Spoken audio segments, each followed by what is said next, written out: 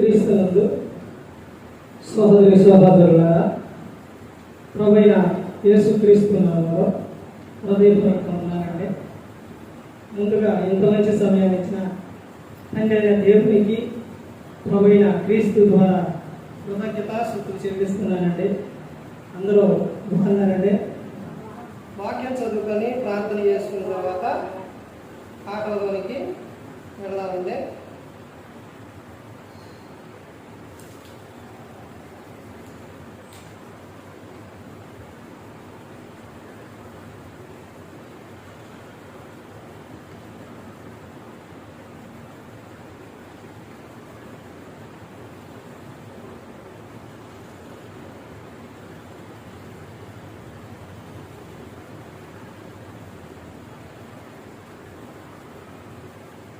యోహాను గారు రాసిన సువార్త 15వ అధ్యాయం 7వ వచనం. నా యందు మీరును మీ యందు నా మాటలను నిలిచి ఉన్న యెడల మీకేది ఇష్టమో అడుగు, అది మీకు అనుగ్రహింపదు. మీరు బహుగా ఫలించుట వలన నా తండ్రి మహిమపరచుదురు. ఇందువలన మీరు నా శిష్యులగుదురు. ప్రార్థన చేస్తారు.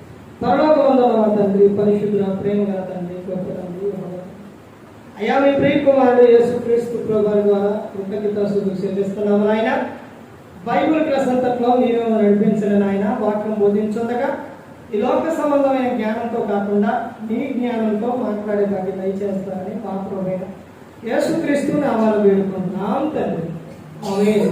ప్రభువైన యేసుక్రీస్తు నామములో హృదయపూర్వక వందనాలండి. దేవుని కుమారుడు యేసుక్రీస్తు ప్రభువు లోకానికి వచ్చిన తర్వాత పరలోక రాజ్యం సమీపిస్తుంది కనుక మారు మనసు పొందమని ప్రకటింప మొదలుపెట్టారు. పాట పేరు చెప్పే ముందు కొన్ని సంవత్సరాల క్రితం ఇలా చెప్పడం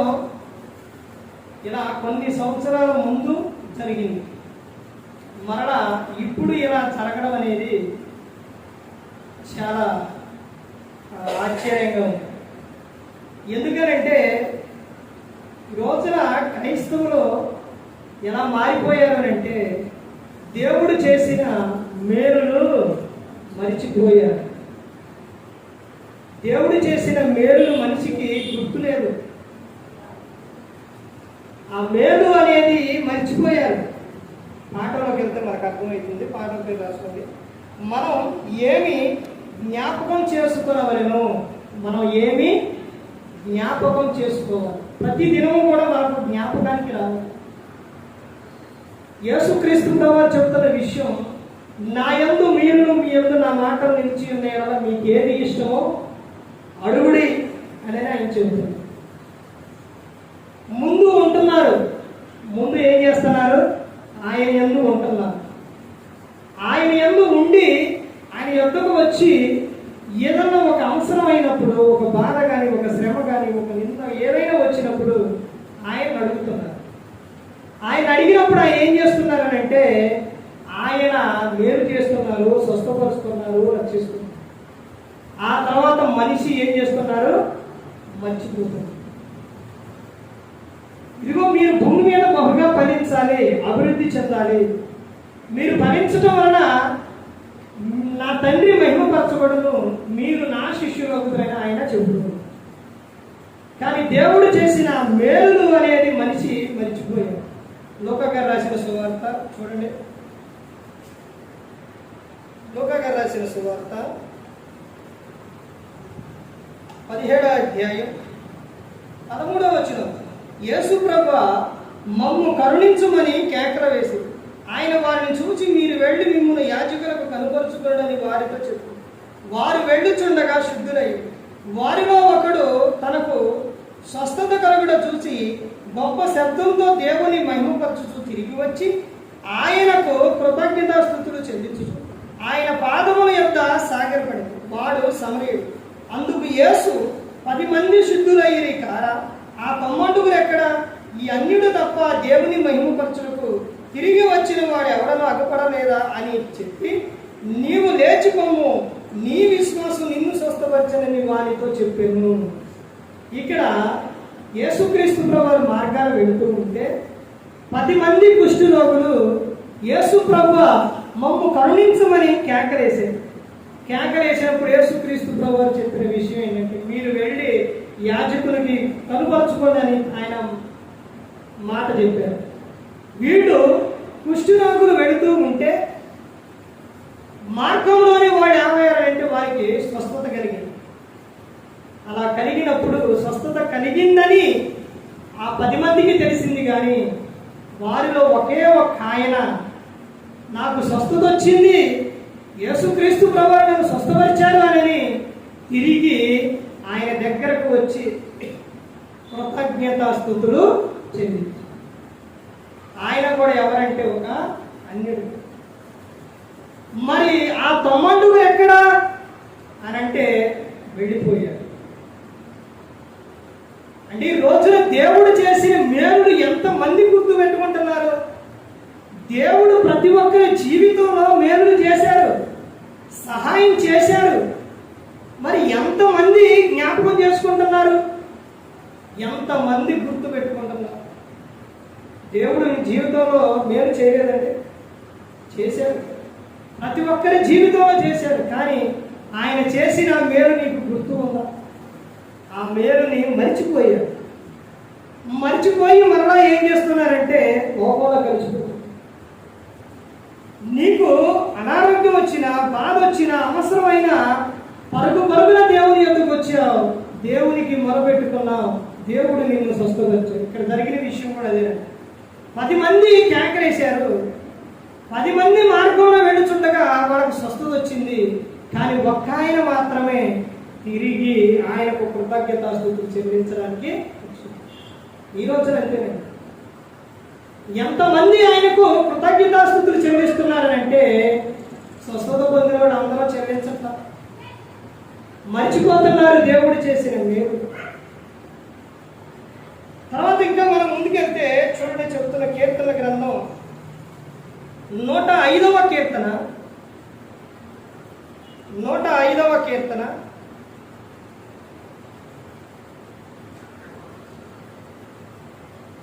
105వ కీర్తన 5వ వచనం చూస్తే, ఆయన దాసుడైన అబ్రహాము వంశస్థులారా, ఆయన ఏర్పరచుకున్న యాకోబు సంతతి వారులారా, ఆయన చేసిన ఆశ్చర్య కార్యములను జ్ఞాపకం చేసుకున్నది. ఆయన ఏం చేసిందంట? ఆశ్చర్య కార్యాలు. నీ జీవితము సరిగా లేనప్పుడు, నీ కుటుంబం సరిగా లేనప్పుడు, నీకు సమాధానం లేనప్పుడు, నీకు సంతోషం లేనప్పుడు అవన్నీ దేవుడు నీకు ఇచ్చాడు.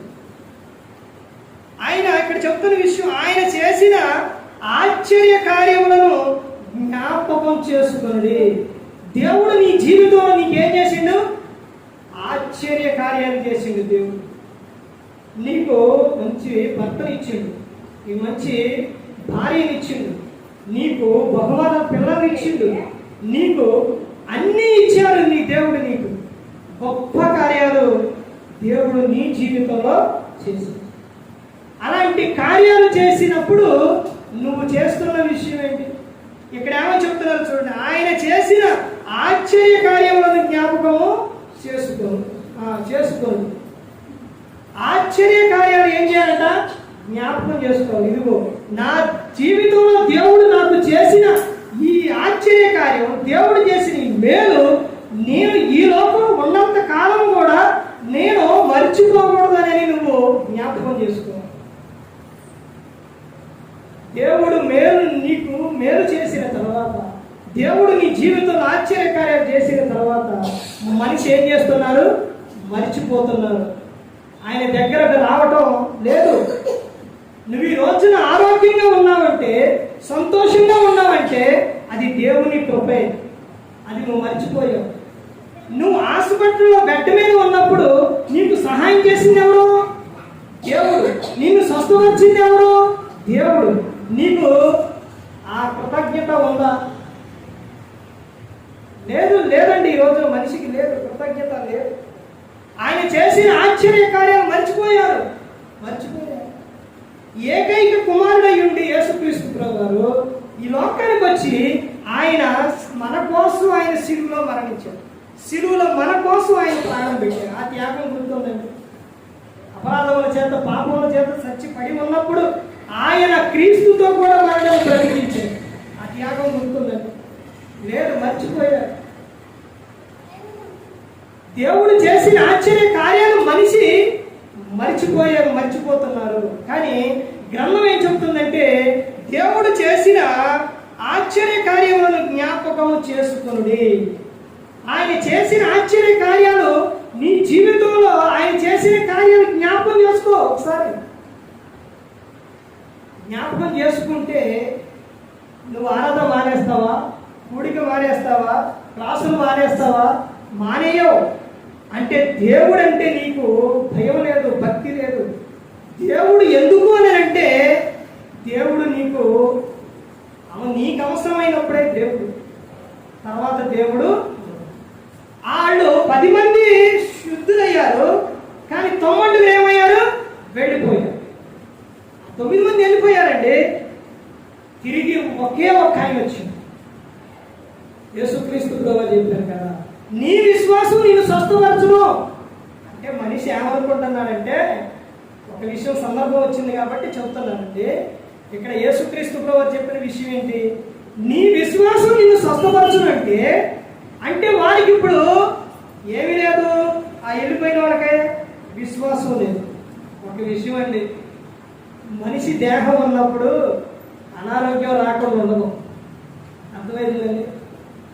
ఏదో ఒక సమయంలో వచ్చింది, కానీ ఆ సమయంలోని నీలో ఉన్న విశ్వాసం నిన్నేం చేస్తుంది? స్వస్థపరుస్తుంది. అంటే ఇప్పుడు వాళ్ళు వెళ్ళిపోయారు, మరలా వారికి అనారోగ్యం వస్తే వారి పరిస్థితి ఏంటండి? అదే వారు విశ్వాసం కలిగి ఉంటే యేసుక్రీస్తు ప్రభువు దగ్గరకు వచ్చేవాళ్ళు. అదే విశ్వాసం కలిగి ఉంటే మరలా వాళ్ళకి అనారోగ్యం వచ్చినా కానీ ఏం చేసేవాళ్ళు?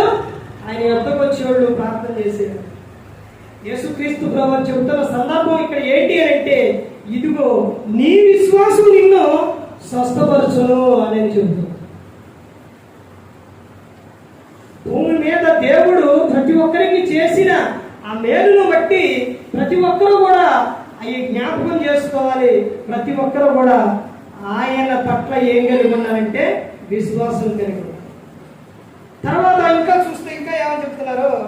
6వ వచనంలో కూడా చూస్తే, 6వ వచనంలో ఆయన చేసిన సూచక క్రియలను, ఆయన నోటి తీర్పులను జ్ఞాపకం చేసుకుని. ఆయన చేసిన ఏంటి అంటే సూచక క్రియలను, ఆయన నోటి తీర్పులను జ్ఞాపకం చేసుకుంది. ఆయన చేసిన సూచక క్రియలు నీ జీవితం ఎన్నో చేశారు. ఆ దేవుడు స్వస్థపరుస్తురా, దేవుడు అది చేస్తారా, ఇది చేస్తారంటే దేవుడు నీకు తెలియకుండానే నీకు ఎన్నో మేలులు చేశారు. నీ జీవితంలో ఎన్నో చేశారు, కానీ అవి నువ్వు మర్చిపోయావు. తర్వాత ఇంకా ముందుకెళ్తే ఇంకా చూడండి ఏమని చెప్తున్నారు అక్కడ.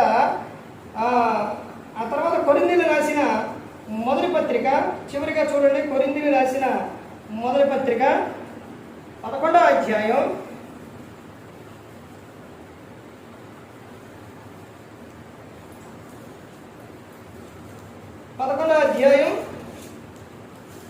24వ వచనం.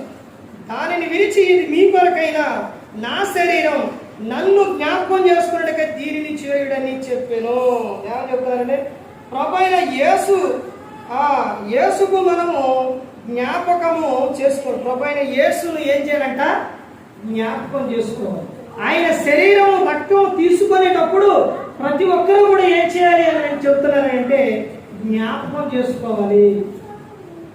ఇదిగో నా కోసం ఆయన శిలువలో ప్రాణం పెట్టి ఉన్నారని నువ్వేం చేయాలని అంటే ఆయనను జ్ఞాపకం చేసుకోవాలి. ఒకటి, దేవుడు చేసిన మేలులు, దేవుడు చేసిన ఆశ్చర్య కార్యాలు, దేవుడు చేసిన ఆ సూచక క్రియలో దేవుడు చేసిన ఆ దేవుని నోటి తీర్పులను ఆ జ్ఞాపకం చేసుకోవాలి. తర్వాత ప్రభువైన యేసు క్రీస్తును మనం ఏం చేయాలి అంటే జ్ఞాపకం చేసుకోవాలి. ఆయన శరీరం రక్తం ఎందుకు తీసుకున్నారండి? ఇదైనా క్రైస్తవులు గుర్తుందా? ఎందుకు తీసుకున్నారు? ఆయన ఏం చేస్తున్నారనంటే జ్ఞాపకం చేసుకుంటున్నారు. ఆయనను ప్రతి ఆదివారం కూడా ఆయన శరీర రక్తం తీసుకోవడం అంటే అర్థం ఏంటంటే ఆయనను జ్ఞాపకము చేసుకుంటున్నారు. మనం ఏం చేయాలని ఇక్కడ గ్రంథం చెబుతుందనంటే మనం ఏమి జ్ఞాపకం చేసుకోవాలి అంటే దేవుడు చేసిన ఆశ్చర్య కార్యాలు, సూచక క్రియలు, మా యేసు క్రీస్తు ప్రభువారిని ఏం చేయాలనంటే జ్ఞాపకం చేసుకునే వారిగా ఉండాలి. దేవుడు చేసిన ఆ మేలు ఆశ్చర్య కార్యాలు నువ్వు మరిచిపోయావు అనంటే నువ్వు ఎలాంటి స్థితిలో ఉన్నావు ఒక్కసారి ఆలోచించు. ఆయన చేసిన ఏ కార్యము కూడా మర్చిపోకూడదు. ఈ రోజున దేవుడు నీ జీవితంలో నేను సూచిక్రియ ఏదైనా కానీ ఆయన చేశారు కాబట్టి నీకు సంతోషం, నీకు ఆనందం. కానీ మనిషి అయ్యి మరిచిపోతున్నారు. అలా మరిచిపోతే చాలా ప్రమాదం. ప్రతి ఒక్కరు కూడా గమనించుకోవాలి. నిన్ను ఎప్పుడైనా విడిచిపెట్టారా? ఎప్పుడు విడిచిపెట్టలేదా? నిన్ను ఎప్పుడు విడిచిపెట్టలా? నిన్ను ఆయన పట్టుకొని నిన్ను నడిపిస్తున్నారు. అన్ని సమయాల్లో నిన్ను నడిపిస్తూ ఉన్నారు. కానీ మనిషి ఏం చేస్తున్నారంటే ఆయనను మర్చిపోయేవాడిగా. మర్చిపోకూడదండి. నీ కోసం, నా కోసం పరలోకం నుంచి ఈ లోకానికి వచ్చి ఆయన శిలువలో తన ప్రాణాన్ని పెట్టారు. ఎందుకంటే ఎవరు కూడా నశించి నరకానికి వెళ్ళిపోకూడదు. ఆ నరకానికి వెళ్ళిపోకూడదని ఆయన మన కోసం శిలువలో తన ప్రాణాన్ని పెట్టారు.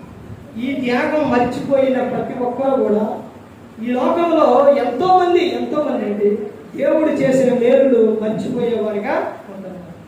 ఏ ఒక్కరు కూడా అలా మర్చిపోకూడదు. నిన్ను ఉదయం నుంచి రాత్రి వరకు నిన్ను కాపాడుతున్నారు. అన్ని విషయాలు ఎలా మర్చిపోతున్నారు? ఏ ఒక్కరు కూడా ప్రతి ఒక్కరు మర్చిపోకుండా ప్రతి ఒక్కరు కూడా ఆయన యందు భయభక్తులు కలిగి పరిశుద్ధాత్మ మాట వింటూ హృదయశుద్ధిని కాపాడుకుంటూ క్రీస్తుని పోలే నడుచుకోవాలని కోరుకుంటూ మరి ఈ విధంగా నిలబెట్టి మాట్లాడించిన తండ్రి దేవునికి కృతజ్ఞతాస్తుతులు చెల్లిస్తూ ఇంతవరకు శ్రద్ధగా ఉన్న మీకు ప్రభు పేరున హృదయపూర్వక వందనాలు చెల్లిస్తూ ఈ మాట ముగిస్తున్న అందరికీ వందనాలు.